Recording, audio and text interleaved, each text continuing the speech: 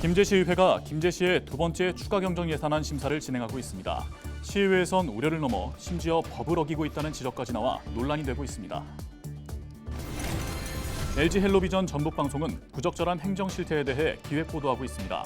고창군은 부실 시공업체를 감사로 적발하고도 해당 업체와 수의 계약을 계속 진행하고 있어 논란이 일고 있습니다. 진보당 강성희 국회의원이 어르신과 어린이를 대상으로 무상교통정책을 제안했습니다. 강 의원은 민생과 가계부담을 줄이는 무상교통정책을 시행하자고 주장했습니다. 우체국 택배 트럭과 오토바이가 충돌하면서 오토바이 운전자가 숨지는 사고가 발생했습니다.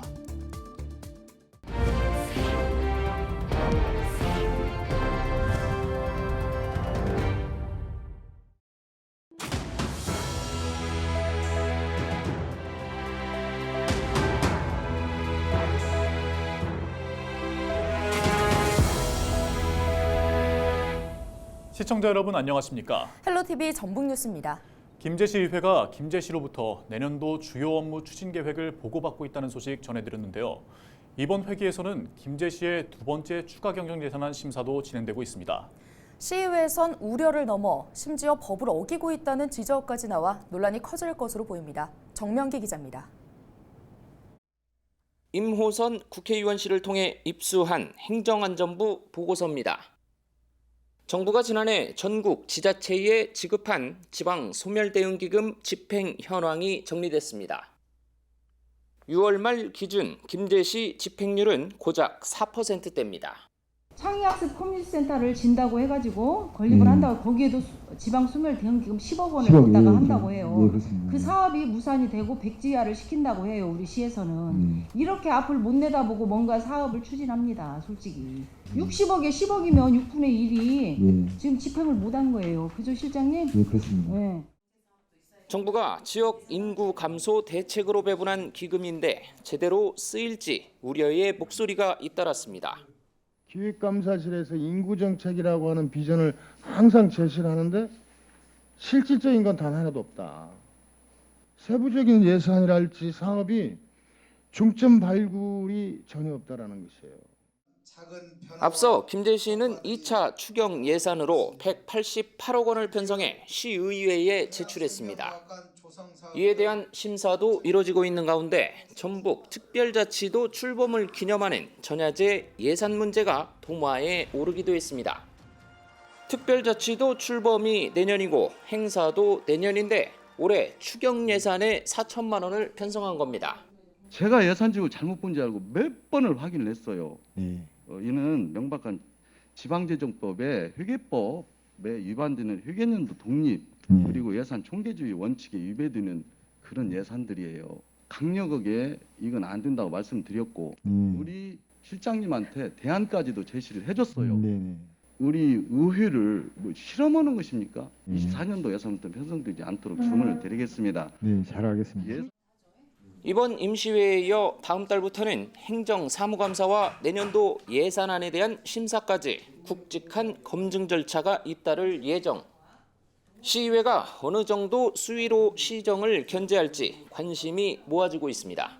헬로티비 뉴스 정명기입니다. LG 헬로비전 전북방송은 부적절한 행정 실태에 대해 기획 보도하고 있습니다. 고창군은 부실 시공업체를 감사로 적발하고도 아무런 제재도 하지 않은 채 해당 업체와 수의 계약을 계속 진행하고 있어 논란이 일고 있습니다. 보도에 이나라 기자입니다. 고창군 해리면의 한 마을 도로입니다. 이곳은 수백만 원을 들여 아스콘 더 씌우기 공사가 진행됐지만 5달 만에 차선이 희미하게 지워진 데다 도로 상태도 좋지 않습니다. 비슷한 시기 도로공사를 진행한 인근 마을 5곳도 마찬가지입니다. 고창군은 밤에도 잘 보이고 내구성도 좋은 융착성 페인트 사용을 주문했지만 그보다 절반가량 저렴한 수용성 페인트로 시공한 업체를 감사로 잡아냈습니다.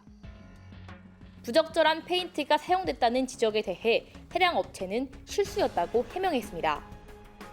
저희들이 뭐냐면 융착식으로 해야 한다 했는데 그걸 잘못 알아듣고 그냥 수용성을 해본 거예요. 이러다 보면 사람들 뭐 실수했을 수도 있는 것이지. 업체가 계약 내용과 다르게 시공함에 따라 그 피해는 고스란히 지역 주민에게 돌아가게 생겼습니다. 현행 지방계약법에는 계약을 부당하게 이행한 업자의 경우 2년 동안 입찰 참가 자격을 제한하고 있습니다. 하지만 해당 업체는 아무런 제약 없이 고창군과 수의계약을 맺고 공사를 계속하고 있습니다. 수의계약 액수만 1억 원에 달하고 있지만 계약을 진행한 부서는 오시공으로 인한 차익만 회수한다는 입장입니다.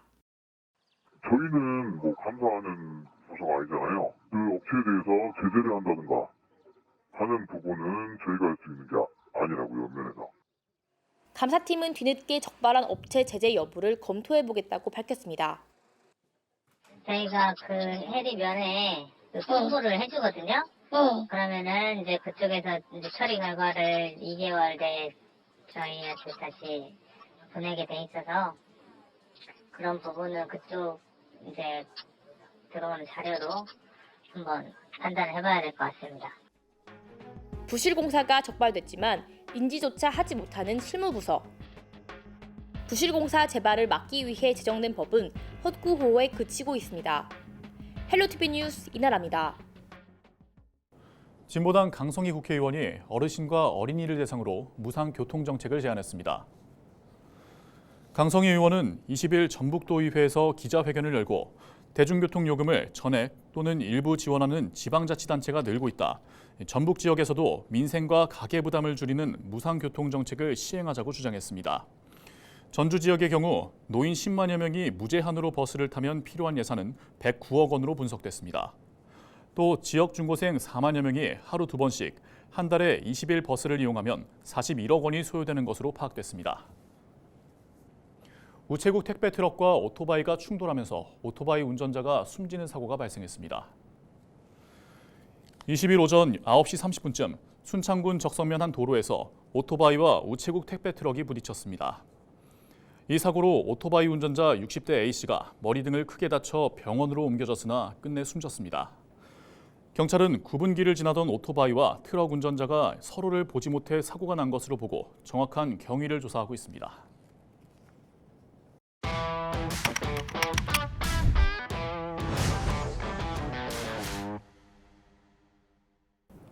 정치인들이 단식에 돌입한다는 뉴스 그동안 많이 보셨을 겁니다. 왜 곡기를 끊는 건지 또 단식은 어떤 의미인지 궁금하셨던 분들 많으실 텐데요. 오늘 뉴스토리에서는 역사 속 사례를 살펴보며 단식의 성격과 의미에 대해 알아보겠습니다. 단식, 끊을 딴에 먹을식. 말 그대로 먹는 것을 끊는다는 의미입니다. 단식하면 어떤 장면들이 떠오르시나요? 우리나라에선 단식하면 보통 뉴스를 통해 볼 수 있는 정치인들의 투쟁이 주로 생각나는데요. 그런데 단식의 역사를 살펴보면 단식이 갖는 의미가 투쟁이 전부가 아니라고 합니다. 먼저 가장 세계적으로 알려진 단식은 1981년 아일랜드 단식입니다. 당시 영국군의 철수와 북아일랜드의 독립을 주장하던 아일랜드 공화주의자들이 교도소에 수용되자 자신들을 범죄자가 아닌 전쟁 포로에 준하는 지위로 인정해달라고 요구하면서 단식에 돌입했습니다. 이 단식은 영국 정부에 대한 저항이라는 성격을 띠었습니다. 교도소에 갇혀 있다 보니 저항할 수 있는 수단이 오로지 음식물을 섭취하지 않는 방법뿐이었던 것입니다. 이때 교도소 수감자 23명이 단체로 단식했는데요. 단식을 주도했던 보비 샌즈는 단식 66일 만에 숨졌고 모두 10명이 사망했습니다. 이 역사는 영화 헝거로도 만들어져 국제영화제에서 상을 휩쓸기도 했습니다. 또 다른 사례로는 인도의 지도자 마하트마 간디의 단식이 있습니다. 간디는 살면서 무려 17번이나 단식을 했는데요. 대표적으로는 종교 간 통합을 위해서 했던 단식이 있습니다.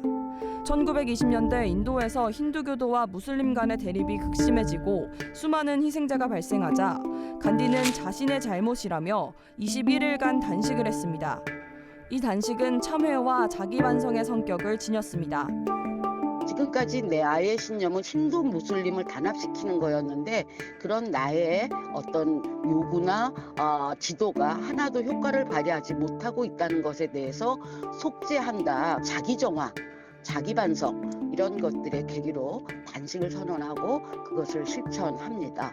그런 것이 일반적으로 우리가 우리 사회에서 볼 수 있는 단식과는 상당히 다른 유형의 단식의 형태다. 그럼 우리나라 단식 사례를 살펴볼까요? 우리나라에서 단식은 투쟁 성격이 짙었습니다. 민주화 이전의 단식은 독재 정권에 항거하기 위한 수단으로 사용됐습니다. 김영삼 전 대통령의 단식이 많이 알려져 있는데요. 1983년 당시 가택연금 상태였던 김 전 대통령은 언론의 자유보장, 직선제 개헌 등 민주화 5개항을 요구하며 23일간 단식을 이어갔습니다. 그 이후로도 우리나라에서는 주로 정치인들이 자신들의 입장을 관철하기 위해 단식을 했습니다. 하지만 민주화 이후 정치인들이 해온 단식 투쟁은 이전 단식들과는 조금 다르게 봐야 한다는 시각도 있습니다. 옥중에 있거나 가택연금 상태도 아닌 대화와 협상이 가능한 민주주의 사회에서는 정치인들이 단식할 명분이 옅어진다는 겁니다.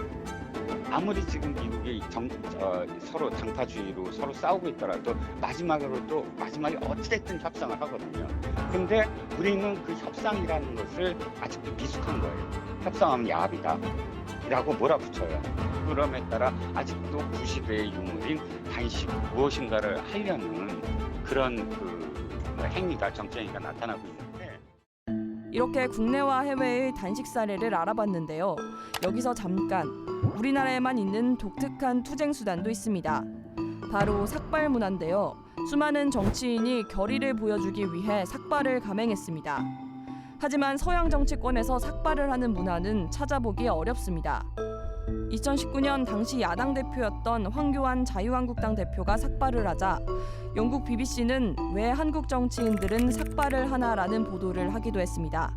그만큼 서양의 시각에선 독특한 문화였다는 건데요. 나의 이 머리털을 자름으로써 나의 어떤 생명을 거는 거나 마찬가지다 라는 의미거든요. 신체발부 수지분모가 우리한테 있잖아요. 아직도 삭발이 갖고 있는 의미 자체가 그렇게 굉장히 크게 부여를 하고 있다는 거고요.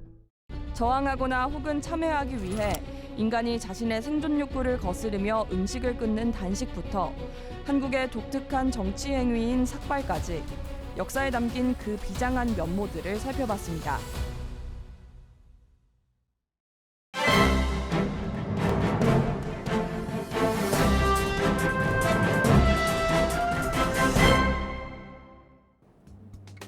신문브리핑 전북일보 기사입니다.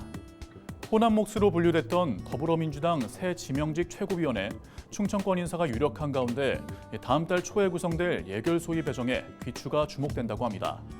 새만금 예산 원상 회복을 위해 전북 의원이 예결소위에 포함돼야 한다는 목소리가 높다고 하는데요. 정치권에 따르면 지난달 송갑석 의원이 사퇴하면서 공석이 된 지명직 최고위원직에 박정현 전 대전 개덕구청장 내정설이 나돌고 있다고 합니다. 내년 총선에서 중원 여성 표심 공략을 위한 것으로 신문은 분석했는데요. 하지만 최고위원직에 전북이 외면당하면서 예결위 조정소위에 전북을 배려해야 한다는 여론이 높다고 합니다. 50명의 예결위 위원 중 단 15명만 포함되는 만큼 예결소위는 예결위의 꽃으로 불린다고 하는데요. 정부와 각 상임위에서 거친 예산안을 최종적으로 점검하고 증액과 감액을 다루는 막강한 권한을 행사하기 때문이라고 합니다. 지금까지 신문브리핑이었습니다.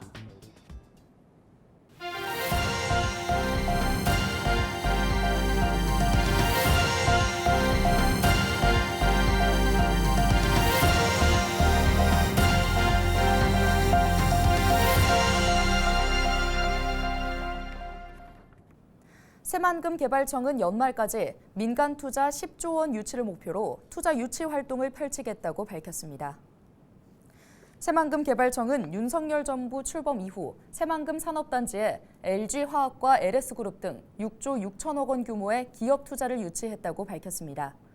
현재 협의 중인 해외 기업이 추가로 1조 2천억 원을 투자하면 이달 말까지 모두 7조 8천억 원의 민간 투자를 유치하게 됩니다. 새만금청은 이 밖에 2차 전지 기업 14곳과 연내 투자 협약 체결을 목표로 협의를 진행 중이라고 전했습니다.